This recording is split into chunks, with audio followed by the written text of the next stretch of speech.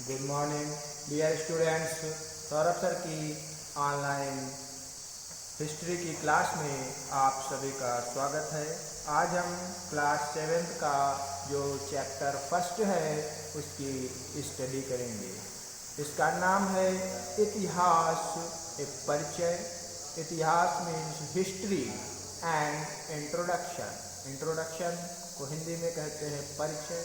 तो आइए आज हम इतिहास का एक परिचय पढ़ते हैं, जिसके अंतर्गत आप देखेंगे कि किस प्रकार इतिहास का नामकरण हुआ। तो लिखा है इतिहास काल भूतकाल का अध्ययन है। इतिहास काल क्या है? भूतकाल का अध्ययन है। जो इतिहास है वो क्या है? भूतकाल, अर्थात इसमें पिछली बातें, जो पुरानी बातें हैं उनको बताया जाता है। यह एक ऐसी चित्रात्मक पहेली है जिसमें इतिहासकार तथा पुरातत्वविद अतीत की एक संपूर्ण चित्र के रूप में जानकारी प्राप्त करते हैं। यह एक चित्रात्मक पहेली है। ये क्या है? तो चित्रात्मक पहेली होती है जिसमें इतिहासकार और पुरातत्वविद अर्थात जो पुरानी वस्तुओं की खोज करके जो इतिहास का निर्माण करते हैं, अतीत की एक संपूर्ण चित्र और जो हमें भूतकाल की जो संपूर्ण जानकारी देते हैं उनको पुरातत्वविद कहते हैं। इसका नामकरण किस प्रकार हुआ ये जानते हैं कि सिंधु घाटी के लोगों का विनाश करके आर्यों ने सिंधु प्रदेश पर अपना पूर्ण अधिकार कर लिया।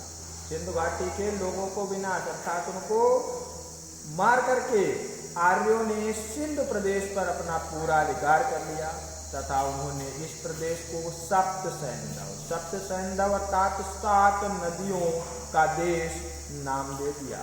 यह प्रदेश वर्तमान में पंजाब को सूचित करता है। सप्त सैंधव कहाँ है? वर्तमान में पंजाब राज्य में। आर्यों ने अपनी प्रभुसत्ता को क्रमशः गंगा, यमुना, दोआब की ओर विस्तृत करते हुए उसे ब्रह्मर्षि देश नाम दिया। आर्यों ने अपनी प्रभुसत्ता को क्रमशः गंगा, यमुना, दोआब की ओर विस्तृत माने बढ़ाते हुए उसे ब्रह्मर्षि देश का नाम दे दिया।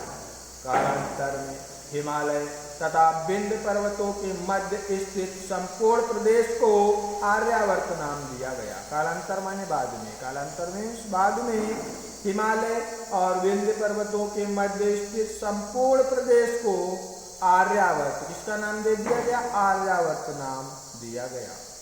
इसके पश्चात आर्यों ने दक्षिण की ओर अपना प्रभुत्व स्थापित किया, जिसे दक्षिणापथ कहा गया। इसके बाद आर्यों ने क्या किया? दक्षिण की ओर अपना साम्राज्य बढ़ाया और उसे दक्षिणापथ नाम दे दिया। पुराणों में वैदिक सभ्यता तथा संस्कृत की भूमि को भारत कहा गया है। पुराणों में और वेदों में क्या है कि सभ्यता तथा संस्कृत की भूमि को भारत कहा गया है। इसके नाम के विषय में अनेक कथाएं प्रचलित हैं। मार्कंडेय पुराण तथा वायु पुराण के अनुसार मनु की वंशावली में ऋषभ के पुत्र भरत के नाम पर देश का नामकरण भारत हुआ। अर्थात मार्कंडेय पुराण और वायु पुराण के अनुसार ऋषभ के पुत्र भरत के नाम पर इस देश का नाम क्या पड़ा? भारत। किंतु वायु पुराण में एक अन्य प्रसंग में भरत को राजा दुष्यंत का पुत्र बताया गया है, जिसके नाम पर हमारे देश का नाम भारत पड़ा।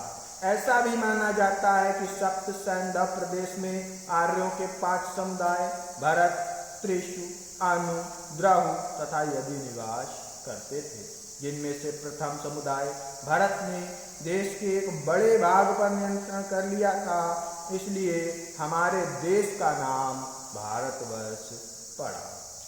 पारसी लोग सा का उच्चारण हा के रूप में करते हैं, अर्थात जो पर्शियन लोग होते हैं, पारस के लोग होते हैं, वो सा का उच्चारण हा कहते हैं।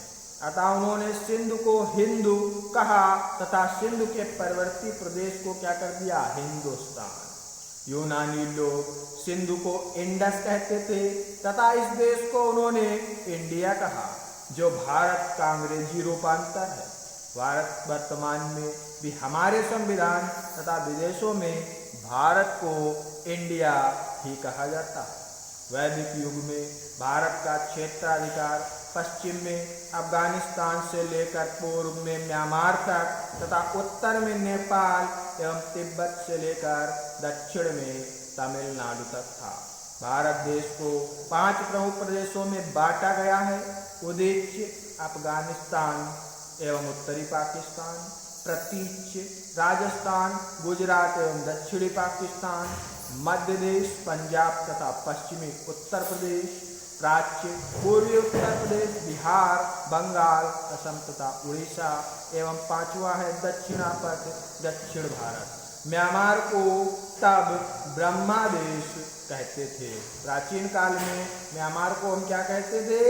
ब्रह्म देश। तो आज के लिए बस इतना ही। That's all. Thank you.